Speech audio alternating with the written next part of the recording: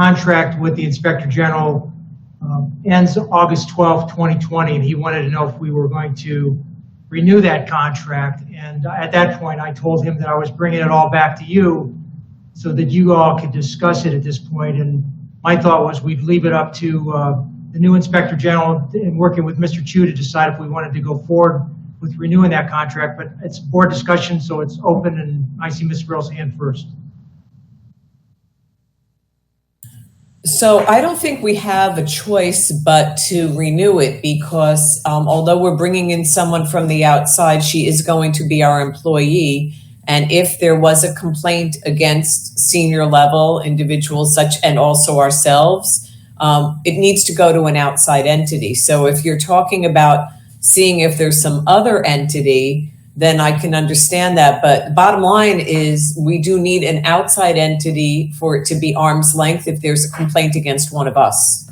Yeah, I wasn't suggesting we do away with an outside inspector. We have to have that by board policy. And even if we change a policy, I can't believe we'd ever get rid of that because it's very important that it's there. I was thinking that maybe the board would want to see if there's other inspector generals available in the state to take over for Pinellas.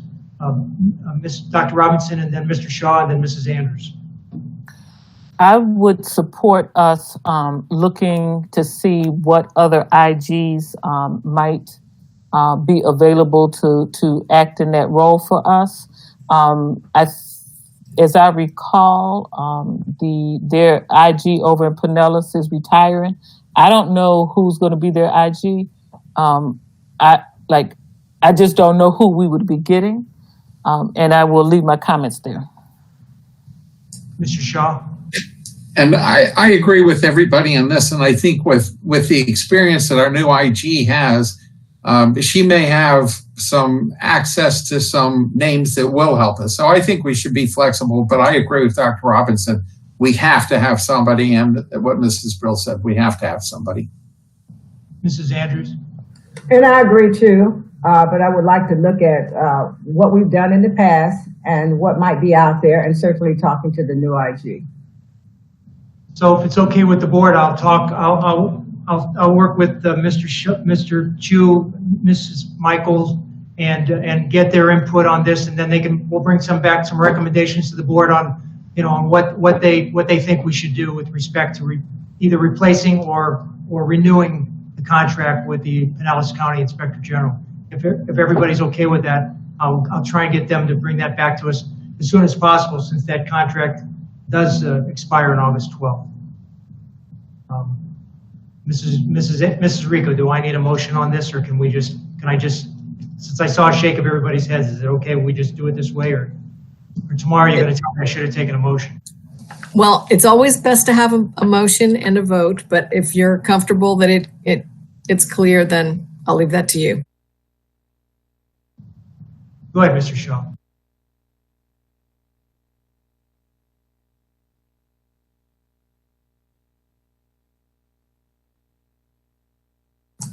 I was just going to say, I move that we authorize Mr. Barbieri to take that action.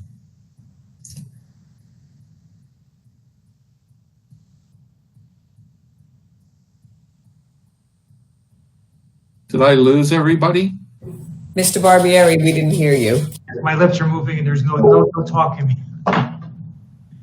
So I said, Mr. Shaw made the motion. It was seconded by Mrs. Brill, and I saw Dr. Robinson go like this. I think she was trying to tell me that I wasn't quacking, so I get it.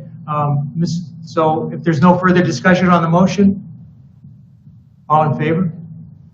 Opposed? Gotcha. Motion carries 7-0. The next board discussion item, and I see my microphone's on, so we're in good shape.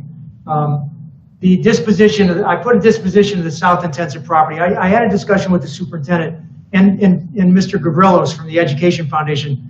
That property could be used for the Red Apple Supply Store, and Mr. Gavrilos said that would be wonderful. The superintendent said that would be a great idea. So I'm bringing it up for board discussion because obviously we have to have a motion on that one, and I'm not sure, because I know Mrs. Rico is probably going to push her microphone on and say, you can't make that decision tonight. You can put it on the agenda for next time and authorize the district to work with the Education Foundation to make that land available, whether it's a transfer of the ownership to the Education Foundation or it's some type of lease arrangement. So, Mrs. Rico, am I correct on that? You read my mind.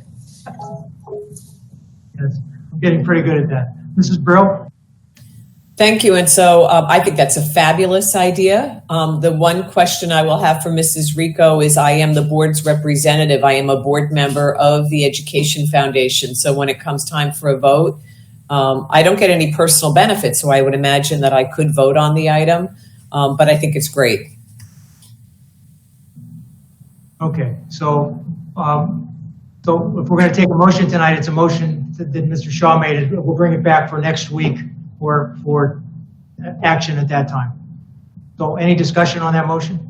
Was there a second? I think Ms. Brill seconded that, correct? Yes. Discussion? All in favor? Opposed? Motion carries 7-0. And that takes us to the non-agenda speakers.